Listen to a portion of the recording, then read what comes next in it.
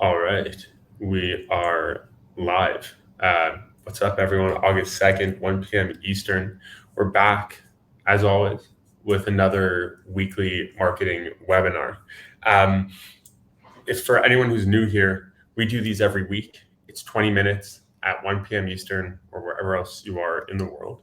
And the idea is this. The idea is that you can step away from work for 15, 20 minutes, either get inspired by something or learn something new. And then that can hopefully take you into the day or into the rest of the week and to get inspired or to think about marketing in a different way or think about working with creators in a different way. And today's topic is one that is always highly requested. And I think everyone's always talking about and will continue to talk about for the rest of time. We're talking measurement, but more specifically, we're talking how to measure brand awareness beyond likes, beyond comments when it comes to influencer marketing campaigns. And so I'm lucky, and I think we're all lucky as well, that our being hashtag page, like head of media analytics and strategy, I think I got that right, is here with us. Rochelle Betwigas. Rochelle, what's going on? Thank you for joining us. Hello, thanks for having me. Can you give everyone a little synopsis on who you are, what you've done in the past, and then what you do at hashtag Babe? Yeah, of course. So, as you correctly introduced me as, I support our analytics, media, and strategy department. And, I started my career actually in academics, focusing on public opinion polling. And from there, I then moved over to Nielsen, where I rotated through a number of different consumer practice areas, from running price elasticity models to understand what drives someone to purchase a product when they go to the shelf or to a website. Following that, moved into more innovation analytics, where I understood what within a product gets someone to purchase it, to be attracted to it, and then moved over to a team where I was running what we call a marketing mix model. And what that effectively is doing is understanding what marketing touch points are driving impact for your brand. Following that experience, rotating through nearly every practice area at Nielsen, moved over to the agency side, where I got my hands dirty and started to build some of the things that I was doing at Nielsen from scratch at the agency. And it was really interesting to build, but also to see how I could consult with the brands that I was working with rather in real time. And then following that, I then moved over to hashtag paid, and I started a role in building our measurement suite here at hashtag paid, and working very closely with brands to iterate on how we were measuring creator marketing, to really understand, whether or not we were capturing the true impact of this medium, but also understanding, how can a brand strategize with this medium using the learnings from our study. And so that's what takes us to us today. It's been a journey, and I think I've learned a ton about measuring not just this medium, but overall marketing for brands. So much knowledge there, and you said things that I didn't even know existed. So that's stuff that I'm gonna have to go back and take a look at. But I think the push and pull with influence marketing and data and measurement and strategy at large is the influence marketing is different because it's human, and then a lot of other media and marketing channels that we use are either programmatic or it's driven by like certain software or certain ad buys that aren't human.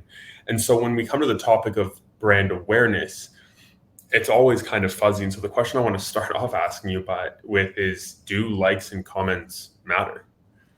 That's a great question, and something I hear often from brands. So I have a nuanced answer to that. I would say I think likes and comments can have a place in your measurement strategy, but only if it's looked at using the right lens.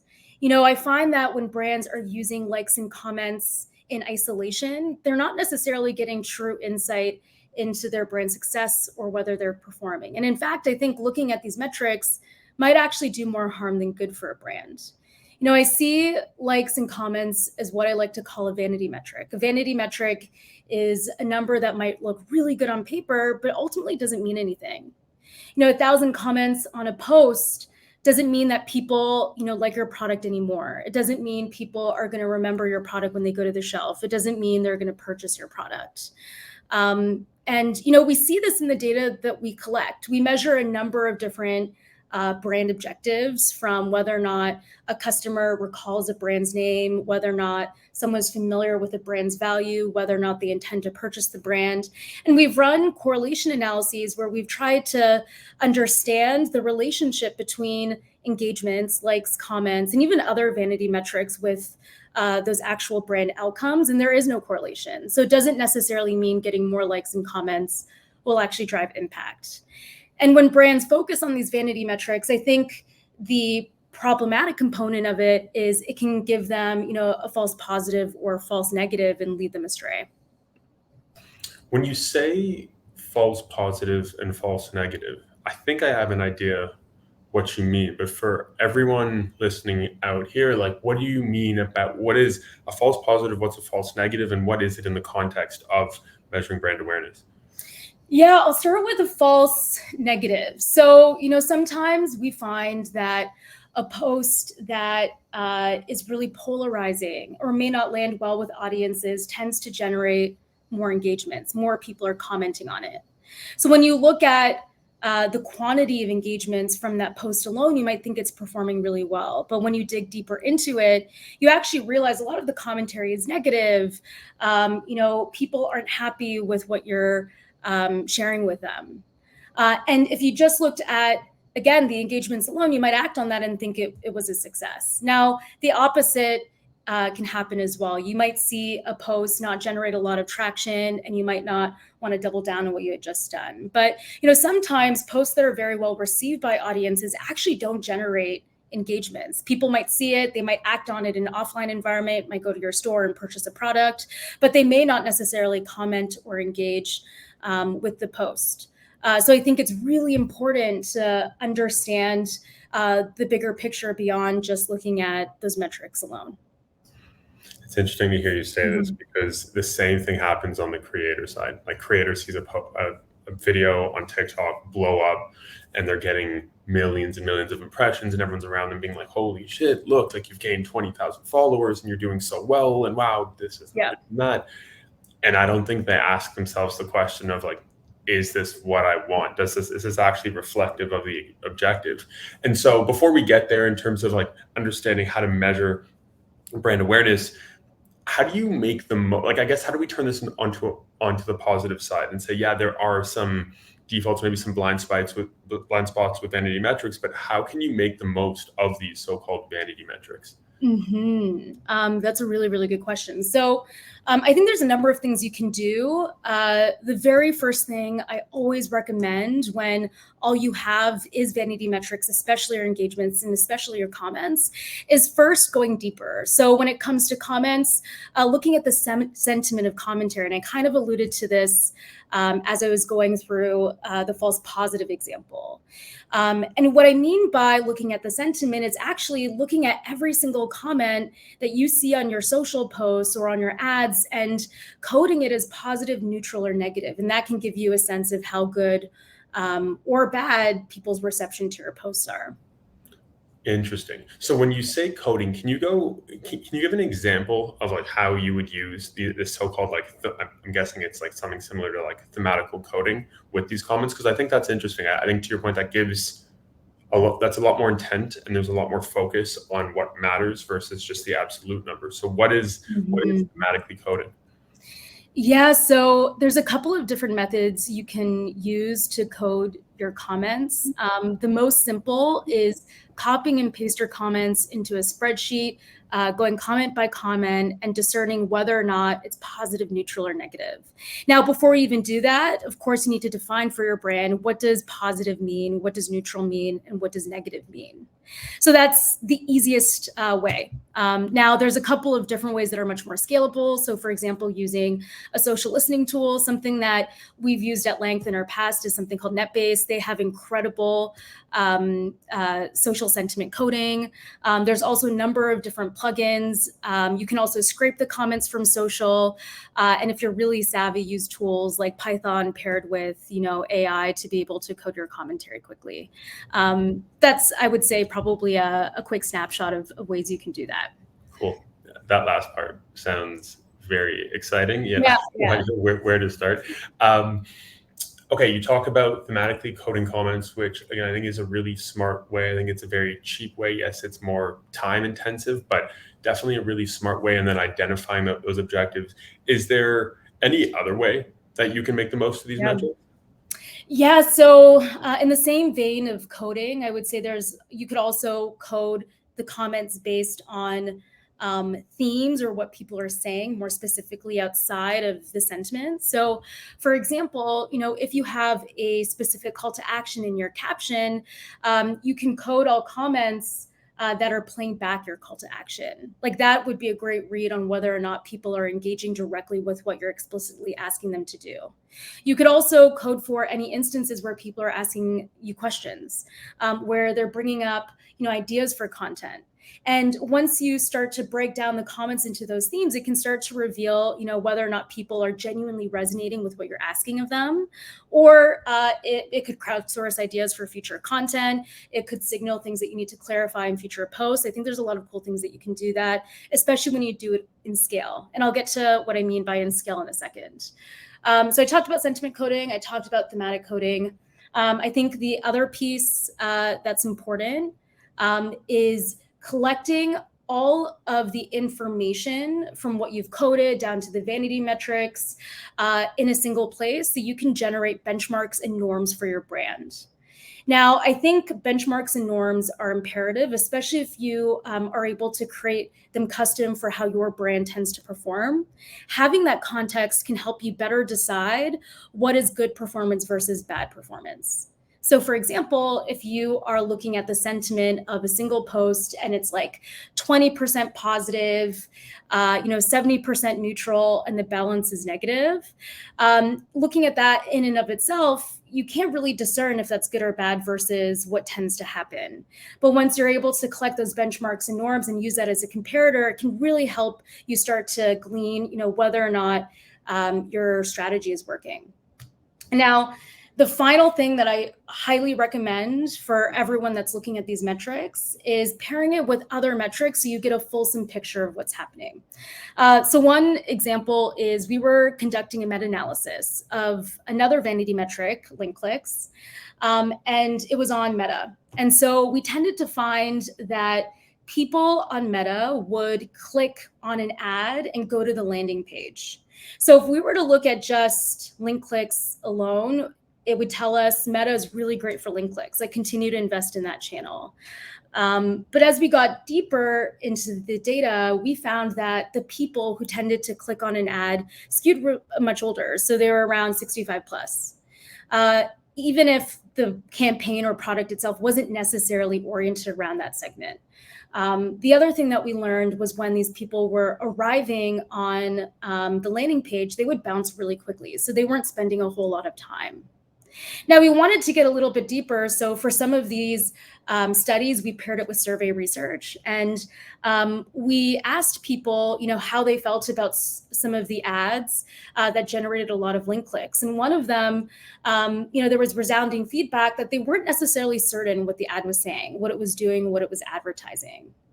And with all of those data points in combination, it gave us a really interesting picture beyond just looking at link clicks. We're able to see that, maybe there's, a human behavior element to it.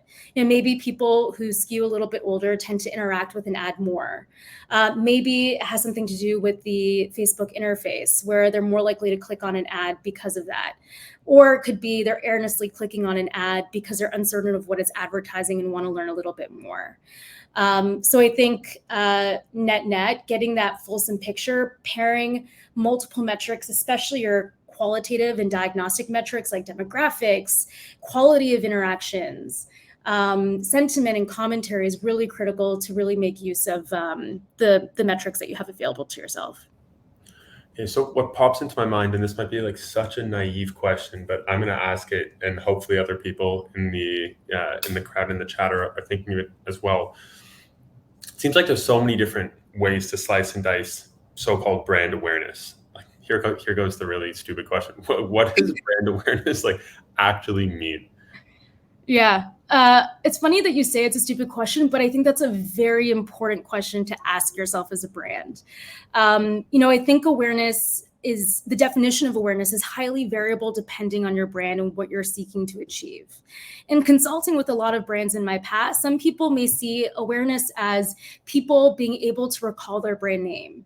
Some might define awareness as, someone having heard of their brand name. Some might define it as when they go to the shelf, like they consider and remember their brand.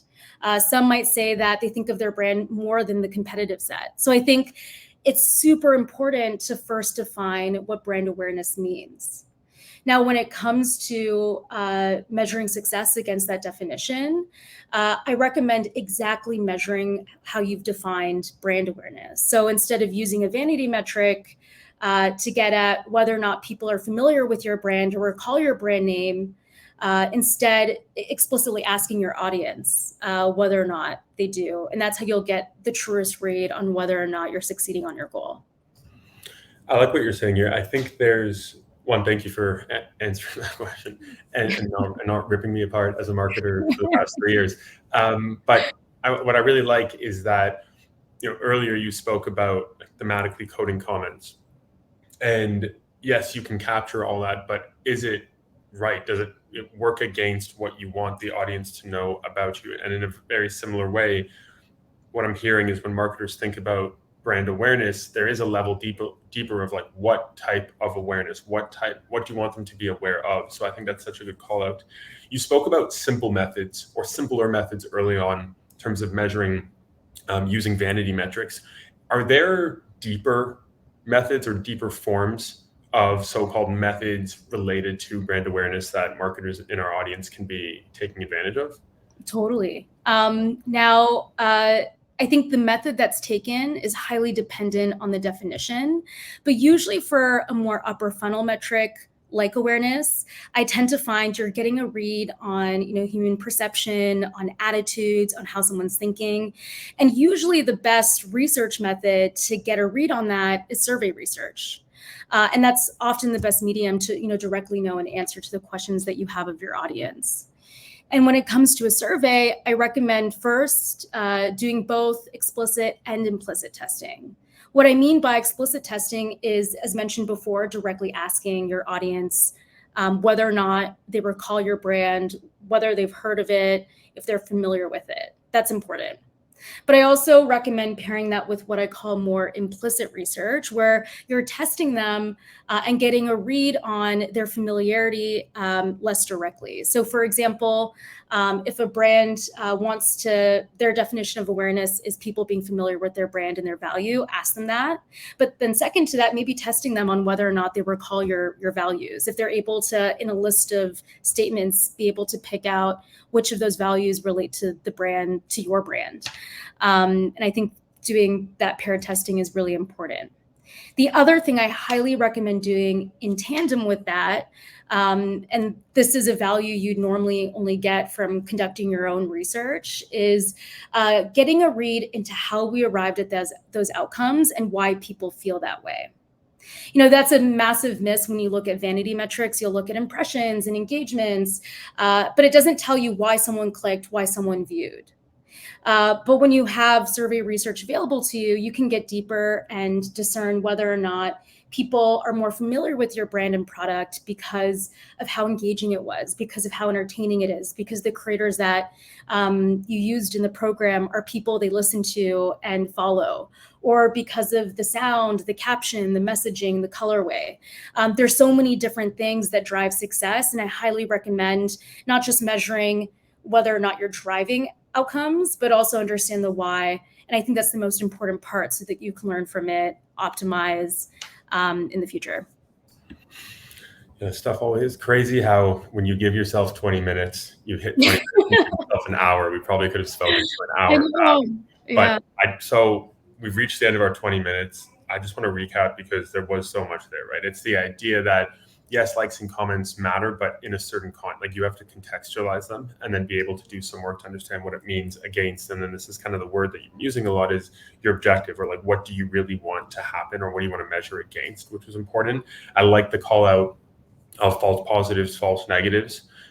something that all marketers here should be aware of. Then the idea of what can you do with them on more of just a time-intensive basis, but more cheap, is like the thematically coding comments, making sure you build your benchmarks, and then going a level deeper of, cool, those are more simpler, cheaper tools, but pairing that with your primary research, pairing that with polling and asking the audience to be able to get like this comprehensive view.